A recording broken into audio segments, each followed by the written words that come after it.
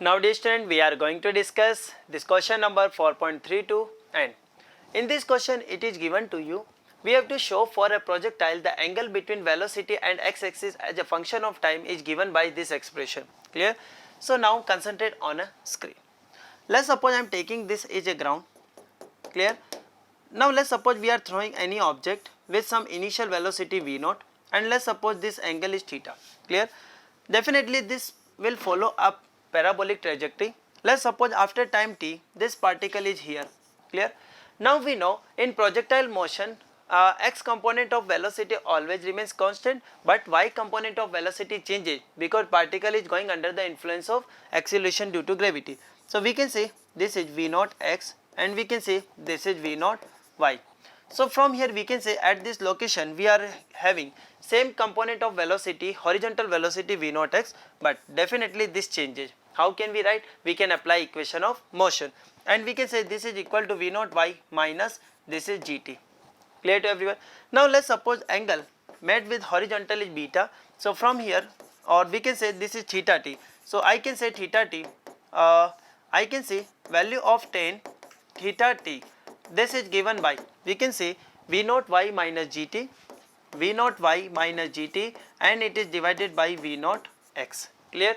So from here we can calculate value of theta t, and this is equal to tan inverse, and this is v0 y minus gt divided by v0 x. Clear to everyone? Yes.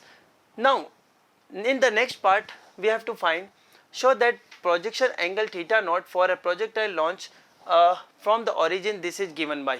Clear? So now actually in this situation we have to find value of theta in terms of maximum height and horizontal range. So maximum height we can say hm, this is given by v0 square sin square theta divided by 2g. Clear?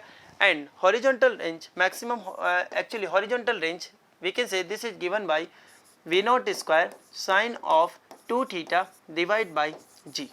If we find here ratio of hm over r, so we can say hm over r, this is given by v0 square and v0 square, this is cancelled out, and we can say this is sin square theta divided by 2g, and this is multiplied with g and divided by sin of 2 theta. G and g, this one is cancelled out. Clear? From here we can say, we can write like this, sin square theta divided by, we can say 2, this is 2 sin theta cos of theta. Clear? So from here you can say sin theta and sin theta cancelled out. Clear? So hm by r, listen carefully what I want to say, tan theta upon cos sin theta upon cos theta, this is tan theta, so we can say tan theta, this is divided by 4. So from here we can find value of tan theta. Clear? So value of tan theta, this is given by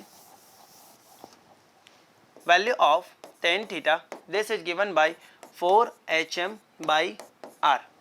Clear to everyone? So from here we can say value of theta, this is given by tan inverse 4 hm by r. Clear to everyone? So this is the value of theta. Clear? So now you can say that part number B, this is also proved.